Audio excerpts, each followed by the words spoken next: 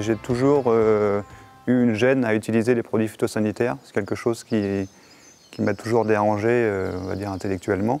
Mais comme je ne me plaçais pas dans une situation favorable pour les diminuer, c'était un peu voué à l'échec et mes résultats n'étaient pas satisfaisants. Et puis bon, j'avais déjà, par mes diverses rencontres et puis par ma formation aussi, eu connaissance de l'agriculture intégrée. Ce qui m'intéressait dans cette approche, c'est qu'on avait un raisonnement sur la globalité de l'exploitation et sur la globalité du système. Donc j'ai mis en place ce type d'agriculture sur l'exploitation. La moindre utilisation des produits phytosanitaires était plus simple. L'un des principes de base, c'est d'utiliser un nombre important de cultures sur l'exploitation. Donc moi j'ai 7 abicultures suivant les années. J'ai des cultures d'hiver et des cultures de printemps, même une culture d'été comme le maïs. Et j'ai également des légumineuses comme le pois, la févrole et la luzerne. Je ne fais jamais plus de 3 cultures d'hiver de suite. J'intègre forcément à un moment une culture de printemps, notamment et principalement pour rompre le cycle des maladies et des adventices. Dans le système, il y a également des légumineuses qui permettent de rapporter de l'azote dans le système.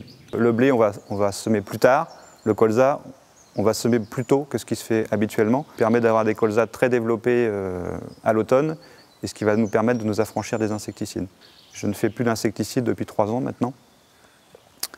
Et bon, finalement, je n'ai pas de grosses catastrophes du fait de ne pas utiliser d'insecticides. Je suis très attaché à ça et j'espère pouvoir continuer dans ce sens.